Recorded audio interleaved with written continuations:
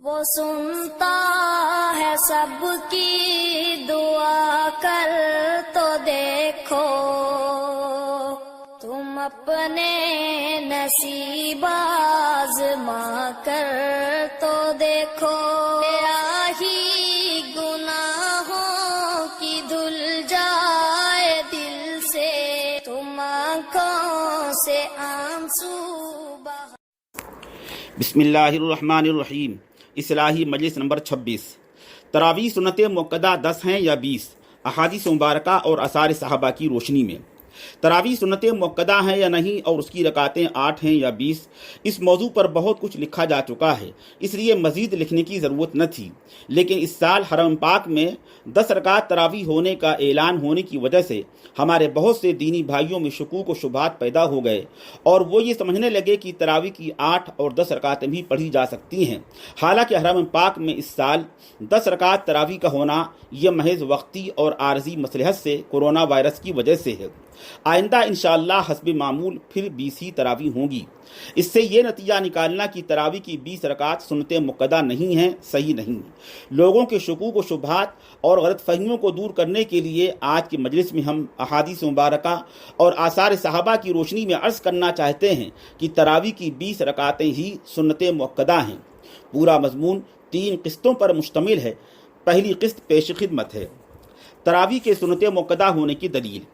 ابو داؤد اور ترمذی شریف میں ابو ہریرہ رضی اللہ تعالیٰ عنہ کی روایت ہے، کان رسول اللہ صلی اللہ علیہ وسلم یرغب فی قیام رمضان من غیر ان یأمرہم بعزیمۃ، رواہ الترمذی، حدیث نمبر 805۔ یعنی رسول اللہ صلی اللہ علیہ وسلم قیام رمضان کی یعنی تراویح پڑھنے کی ترغیب دیا کرتے تھے، عزیمت کے بغیر یعنی وجوبی حکم دیے بغیر۔ اس کی شرح میں علامہ مبارک پوری رحمۃ اللہ علیہ نے مجموع البحار کے حوالے سے نقل فرمایا ہے، بعزیمۃ ای بفریضۃ، یعنی فرض کے طور پر آپ اس کا حکم نہ دیتے تھے بلکہ اس سے کم درجے کے طور پر۔ تحفۃ الاحوذی صفحہ 449 جلد نمبر 3۔ اور اس سے کم درجہ واجب کا ہے یا سنت مؤکدہ کا۔ اس حدیث پاک کو مد نظر رکھتے ہوئے بھی ہمارے فقہاء محدثین نے اپنے اجتہادی ذوق سے تراویح کو سنت مؤکدہ قرار دیا ہے۔ دوسرے، سنت موقدہ وہ عمل کہلاتا ہے جس پر رسول اللہ صلی اللہ علیہ وسلم نے مواظبت یعنی پابندی فرمائی ہو، اور مواظبت اور دوام کی 2 صورتیں ہوتی ہیں، مواظبت حقیقیہ، مواظبت حکمیہ۔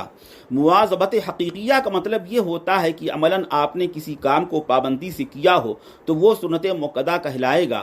مواظبت حکمیہ کا مطلب یہ ہے کہ آپ عملاً اس کی پابندی کرنا چاہتے تھے لیکن کسی عذر اور عارض کی بنا پر آپ نے اس عمل پر پابندی نہیں فرمائی، اس کو مواظبت حکمیہ کہتے ہیں۔ تراویح کی نماز ایسی ہی ہے کہ عملاً آپ اس پر مواظبت کرنا چاہتے تھے لیکن اس خطرے سے کہ کہیں یہ فرض نہ ہو جائے آپ نے پابندی نہیں فرمائی، اور خود ہی آپ نے اس حقیقت کا اظہار بھی فرما دیا۔ آپ نے فرمایا، خشیت ان تفرض علیکم فتعجزوا عنہا، رواہ البخاری۔ صحابہ کرام اس حقیقت کو اچھی طرح سمجھتے تھے کہ رسول اللہ صلی اللہ علیہ وسلم تراویح پر پابندی کرنا چاہتے تھے لیکن اس عارض کی وجہ سے آپ نے پابندی نہیں فرمائی۔ اس لیے آپ صلی اللہ علیہ وسلم کی وفات کے بعد صحابہ کرام نے ہمیشہ اس پر مواظبت یعنی پابندی فرمائی، اور صحابہ کرام کے عملی مواظبت کی وجہ سے ہی ہمارے فقہاء اور محدثین نے اس کو سنت موقدہ قرار دیا ہے۔ تراویح کی 20 رکعتیں سنت موقدہ ہیں۔ دوسرا اہم مسئلہ رکعت تراویح کی تعداد سے متعلق ہے کہ آیا اس کی 8 یا 10 رکعتیں مسنون ہیں یا 20۔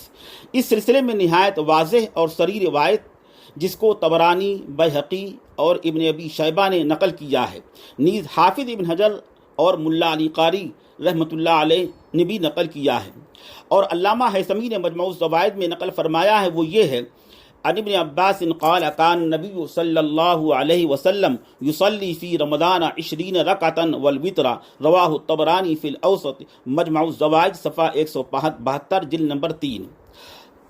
حضرت عبداللہ ابن عباس رضی اللہ تعالیٰ عنہ فرماتے ہیں کہ رسول اللہ صلی اللہ علیہ وسلم رمضان میں 20 رکعات پڑھتے اور وتر ادا فرماتے تھے۔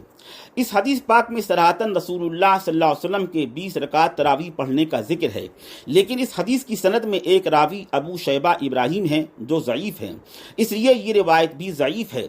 حافظ ابن حجر اور ملا علی قاری رحمۃ اللہ علیہ نے بھی اس کی صراحت فرمائی ہے۔ مرقات صفحہ 345 جلد نمبر 3۔ قال الحیثمی وفیہ ابو شیبہ ابراہیم وهو ضعیف، مجمع الزوائد صفحہ 172 جلد نمبر 3۔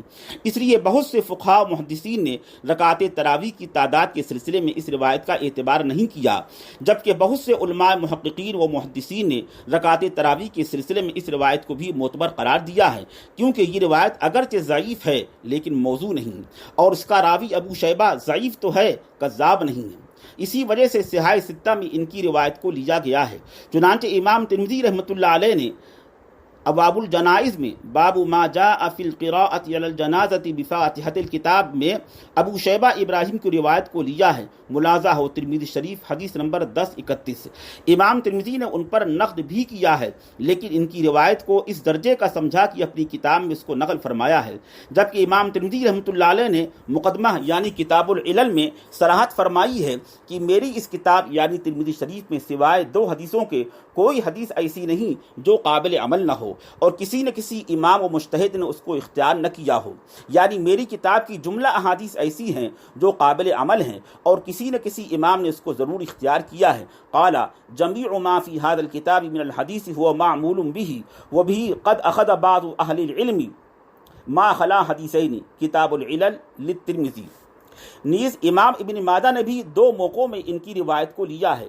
ملاحظہ ہو حدیث نمبر 1495 باب ما جاء فی القراءۃ علی الجنازۃ، اور حدیث نمبر 3054 باب رمی الجماری۔ اور جن بعض لوگوں نے مثلا شعبہ نے ابو شیبہ ابراہیم کی تکذیب کی ہے، کما فی تحفۃ الاحوذی صفحہ 75 جلد نمبر 2۔ حافظ ذہبی جیسے محقق ناقد نے ان کی تردید کی ہے اور دلیل سے ثابت کیا ہے کہ ابو شیبہ کی تکذیب کرنا درست نہیں۔ ملاحظہ ہو میزان الاعتدال صفحہ 23 جلد نمبر 1۔ ابن عدی جیسے محقق اور ناقد نے ان کے متعلق فرمایا ہے لہو احادیث صالحۃ وهو خیر من ابی حیہ، تہذیب صفحہ 145 جلد نمبر 1۔ یعنی ابو شیبہ کی روایت کردہ حدیثیں درست اور قابل استدلال ہیں۔ ابو شیبہ تو ابو حیہ سے بہتر ہیں۔ امام بخاری رحمۃ اللہ علیہ کے استاد یزید ابن ہارون نے ان کے متعلق فرمایا ما قضا علی الناس یعنی فی زمانہ اعدل فی قضاء منہ، تہذیب صفحہ 145 جلد نمبر 1۔ یعنی قضا کے باب میں ان کے زمانے میں ان سے بڑھ کر کوئی انصاف کرنے والا نہ تھا۔ اس لیے بہت سے علماء محققین نے اس روایت کی بنا پر بھی 20 رکعات کو مسنون قرار دیا ہے۔ چنانچہ بلاد عرب کے مشہور عالم فقیہ شیخ وہبہ زہیلی نے 20 رکعات تراویح کے سلسلے میں اس روایت کا اعتبار کیا ہے۔ ملاحظہ ہو الفقہ الاسلامی صفحہ 1089 جلد نمبر 3۔ نیز محدث کبیر حضرت مولانا حبیب الرحمن صاحب اعظمی رحمۃ اللہ علیہ نے بھی 20 رکعات تراویح کے سلسلے میں اس روایت کا اعتبار کیا ہے۔ ملاحظہ ہو رسائل اعظمی صفحہ 329۔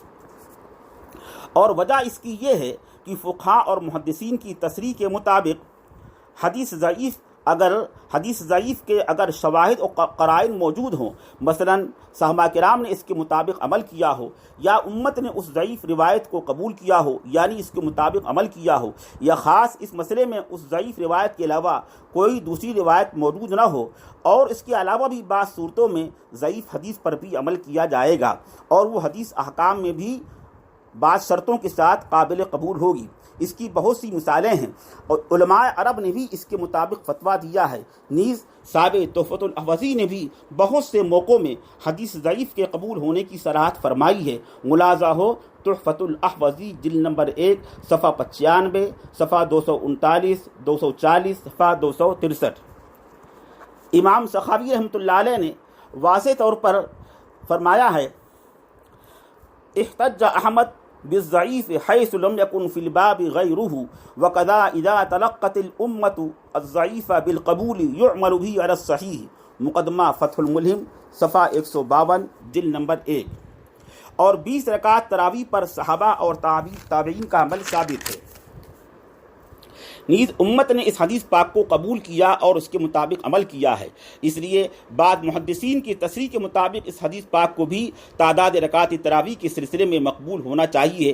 بہت سے علماء و فقہا کی یہی رائے ہے، جبکہ دوسرے بہت سے فقہا محدثین نے تراویح کی 20 رکعات کے تعداد کے سلسلے میں ابو شیبہ کی مذکورہ روایت کا اعتبار نہ کرتے ہوئے خلفائے راشدین کے عمل اور آثار صحابہ سے 20 رکعات تراویح کو ثابت فرمایا ہے، جس کی تفصیل آگے آ رہی ہے۔ تفصیل میں جانے سے قبل رسول اللہ صلی اللہ علیہ وسلم کا بیان کردہ ایک شرعی ضابطہ ذہن نشین فرما لیجیے۔ شریعت کا مسلمہ ضابطہ جس سے فیصلہ کرنا بہت آسان ہے کہ تراویح 8 رکعات ہیں یا 20۔ ابو داؤد اور ترمذی کی روایت ہے، رسول اللہ صلی اللہ علیہ وسلم نے ارشاد فرمایا، من یعش منکم بعدی فسیرى اختلافا کثیرا فعلیکم بسنتی وسنت الخلفاء الراشدین المہدیین تمسکوا بها وعضوا علیہا بالنواجذ۔ رواہ الترمذی، مشکاۃ شریف، حدیث نمبر 30، جلد نمبر 1۔ اس روایت میں آپ صلی اللہ علیہ وسلم نے خبر دی ہے کہ میرے بعد طرح طرح کے اختلافات ہوں گے، ایسے وقت میں تم لوگ بس میری سنت کو لازم پکڑ لینا اور میرے خلفائے راشدین ابو بکر، عمر، عثمان، علی رضی اللہ عنہم جو سب کے سب ہدایت یافتہ ہیں، ان کی سنت کو مضبوطی سے تھام لینا۔ یہ رسول اللہ صلی اللہ علیہ وسلم کا فرمان ہے۔ ایک دوسری حدیث میں آپ نے فرمایا، ہے، ان رسول اللہ صلی اللہ علیہ وسلم قال ستحدث بعدی اشیاء فاحبها الی ان تلزموا ما احدث عمر۔ رواہ ابو نعیم من حدیث عروہ الکندی، اوجز المسالک، شرح موطا، صفحہ 397، جلد نمبر 1، قدیم، تحتاوی علی مراقی الفلاح، صفحہ 224۔ آپ نے فرمایا، میرے بعد طرح طرح کی نئی نئی باتیں سامنے آئیں گی، مجھے یہ بات بہت پسند ہے کہ عمر فاروق نے جن باتوں کا احداث کیا ہو، یعنی ایسی باتیں جو صورتاً ان کی ایجاد معلوم ہوتی ہوں، ان کو لازم پکڑ لینا۔ یہ رسول اللہ صلی اللہ علیہ وسلم کا فرمان ہے حضرت عمر کے متعلق۔ دوسری ایک روایت میں آپ نے ارشاد فرمایا، ان اللہ جعل الحق علی لسان عمر وقلبہ۔ رواہ الترمذی، مشکاۃ شریف، حدیث نمبر 6042۔ بے شک اللہ تعالیٰ نے حق کو عمر کی زبان اور ان کے قلب میں ڈال دیا ہے۔ اختلافی مسائل کے سلسلے میں رسول اللہ صلی اللہ علیہ وسلم نے امت کو یہ ایک ایسا ضابطہ دیا ہے جس سے ایک مخلص اور طالب حق کو حق تک پہنچنا بالکل آسان ہے، کہ جس کسی مسئلے میں کسی پہلو سے اختلاف نظر آتا ہو، مثلا کسی مسئلے میں دلائل مختلف ہوں، حدیثیں بھی مختلف ہوں، حضور صلی اللہ علیہ وسلم کے فرمان کے مطابق ایسے موقعوں میں خلفائے راشدین کے عمل کو دیکھنا چاہیے کہ انہوں نے اس سلسلے میں کیا کیا، اور اسی کے مطابق ہم کو بھی عمل کرنا چاہیے۔ یہ ایک ایسا شرعی اصول ہے جس کو سب تسلیم کرتے ہیں۔ 8 رکعات تراویح کے قائلین بھی اس کو تسلیم کرتے اور بیان کرتے ہیں۔ اختلافی مسائل کو حل کرنے کے سلسلے میں علامہ مبارک پوری رحمۃ اللہ علیہ کا بیان کرتا شرعی ضابطہ، جو حضرات 8 رکعات تراویح کے قائل ہیں، ان کے مقتدا اور بڑے عالم علامہ مبارک پوری رحمۃ اللہ علیہ نے تحفۃ الاحوذی میں الوضوء مما مست النار، یعنی آگ میں پکی ہوئی چیز کھانے کے بعد وضو کرنے کا شرعی حکم کیا ہے، اس مسئلے سے متعلق تفصیلی کلام کیا ہے، اور اخیر میں امام بہقی عثمان دارمی کے حوالے سے اسی شرعی ضابطے سے جس کا ماقبل میں ذکر ہوا ترجیح دی اور فیصلہ فرمایا ہے۔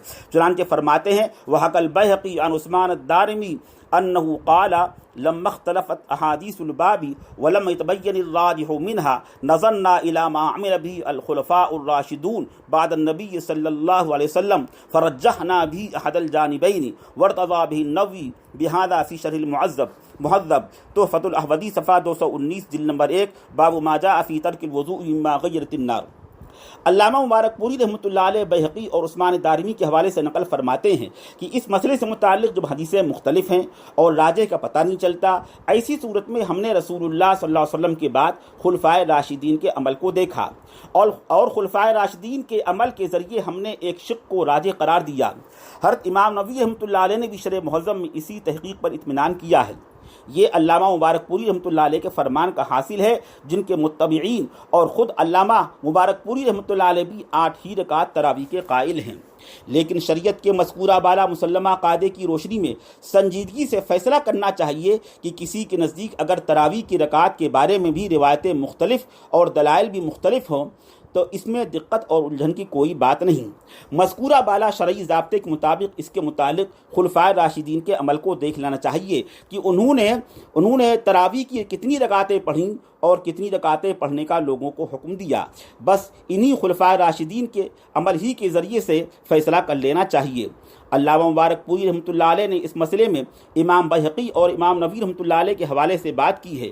ان دونوں حضرات نے تراویح کے متعلق کیا بات تحریر فرمائی ہے، اس کو بھی دیکھ لینا چاہیے۔ الغرض مذکورہ بالا شرعی ضابطے کی روشنی میں خلفائے راشدین اور صحابہ کے عمل کے ذریعے فیصلہ کرنا بہت آسان ہے کہ تراویح کی رکعتیں 8 ہیں یا 20، اور یہ معیار اور شرعی ضابطہ ایسا ہے جو سب کے نزدیک مسلم ہے۔ اب تراویح کی رکعتوں کی تعداد کے سلسلے میں خلفائے راشدین کا عمل اور دیگر صحابہ کے آثار کو دیکھ لینا چاہیے۔ آئندہ مجلس میں انشاءاللہ ہم اس کی تفصیل عرض کریں گے۔ وآخر دعوانا ان الحمدللہ رب العالمین۔